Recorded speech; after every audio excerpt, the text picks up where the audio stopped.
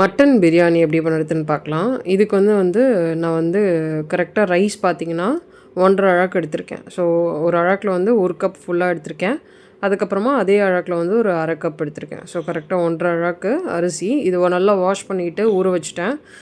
நிறைய நேரம் ஊறினாலும் பிரச்சனை இல்லை. மட்டன் க்ளீன் பண்ணிவிட்டு மட்டன்லாம் அந்த குக்கரில் சேர்த்ததுக்கப்புறமா இதில் கொஞ்சோண்டு புதினா, கொஞ்சோண்டு கொத்தமல்லி, அதுக்கப்புறமா இஞ்சி பூண்டு பேஸ்ட் சேர்த்துருக்கேன். இதில் கட் பண்ணி வச்சுருக்கேன் தக்காளி, அதுக்கப்புறம் சாப் பண்ணி வச்சுருக்க வெங்காயம், அதோடு இதில் தண்ணி சேர்க்க போகிறேன். தண்ணி கரெக்டாக நான் 2½ டம்ளர் சேர்த்தேன் இதில்.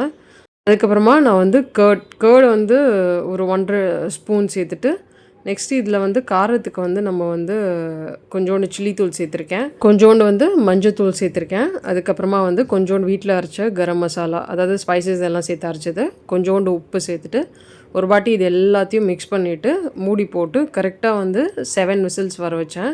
ஸோ இந்த வாட்டர் அப்படியே எடுத்து கொஞ்சோண்டு சால்ட் போட்டு பெப்பர் போட்டு நம்ம சூப் மாதிரி கொடுக்கலாம். ஸோ நான் மதியானம் குழந்தை ஸ்கூல்லேருந்து வந்தோடனே இது தான் கொடுத்தேன். பிரியாணி இப்போ எப்படி பண்ணுறதுன்னு பார்க்கலாம். நான் கடாயில் 1 ஸ்பூன் கீ சேர்த்துருக்கேன். இதில் நம்ம ஸ்பைசஸ்லாம் சேர்த்துக்கலாம். நம்ம இஷ்டம் தான், என்ன ஸ்பைசஸ் வேணுமோ சேர்த்துட்டு வெங்காயம் சேர்த்துட்டு, வெங்காயம் நான் கரெக்டாக ஒரு 1½ வெங்காயம் எடுத்திருக்கேன். நல்லா சாப் பண்ணிவிட்டு இது நல்லா கலர் இந்த மாதிரி சேஞ்ச் ஆகிட்டோன்னே இதில் இஞ்சி பூண்டு பேஸ்ட் 1 ஸ்பூன் சேர்த்துருக்கேன்.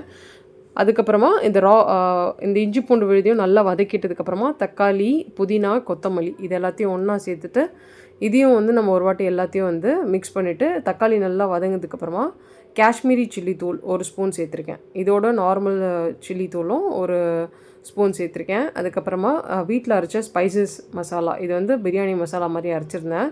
ஸோ இது கரெக்டாக ஒரு 1½ ஸ்பூன் சேர்த்துருக்கேன். அப்புறம் வேக வச்ச மட்டன் நான் எல்லாத்தையுமே சேர்த்துட்டேன்.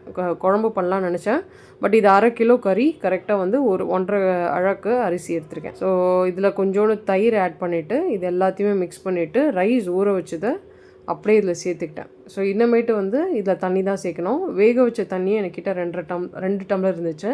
ஸோ 2 டம்ளர் தண்ணி ஊற்றிட்டு 3வது டம்ளர் நார்மல் வாட்டர் ஊற்றிருக்கேன். அதுக்கப்புறம் ஒரு வாட்டி மிக்ஸ் பண்ணிவிட்டு கொஞ்சோண்டு தண்ணி தேவைப்படுதுன்னு சொல்லிட்டு கொஞ்சோண்டு தண்ணி மட்டும் அந்த ரைஸ் முழுகிற அளவுக்கு, அதுக்கப்புறம் தேவையான அளவு கல் உப்பு சேர்த்துட்டு நல்லா கொதிக்க விடணும். ஹை ஃப்ளேமில் வச்சு இதை நல்லா கொதிச்சதுக்கப்புறமா சால்ட் எப்படி இருக்குதுன்னு செக் பண்ணிக்கிட்டேன். ஸோ நீங்கள் வேணும்னா பச்சை மிளகாலாம் அதை சேர்த்துக்கலாம். நான் சேர்க்கல, எனக்கு காரம் கரெக்டாக இருக்கும்ன்ட்டு. அதுக்கப்புறமா மூடி போட்டு லோ ஃப்ளேமில் பெரிய பர்னரில் நான் 20 மினிட்ஸ் தம் வச்சேன். அவ்வளோதான் பிரியாணி. ரொம்ப டேஸ்ட்டாக ரொம்ப நல்லா வந்துருந்துச்சு.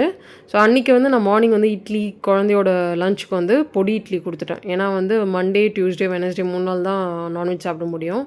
ஸோ அதனால் நான் அன்றைக்கி மார்னிங்கே இட்லி, ஆஃப்டர்நூனும் இட்லி கொடுத்துட்டேன். நைட் டின்னருக்கு தான் இந்த பிரியாணி பண்ணியிருந்தேன். இதுதான் மண்டே அன்றைக்கி நான் பிரேக்ஃபாஸ்ட், லஞ்ச், அதுக்கப்புறம் டின்னர் பண்ணது. ஏன்னா அன்றைக்கி சிம்பிளாக முடிச்சிட்டேன்.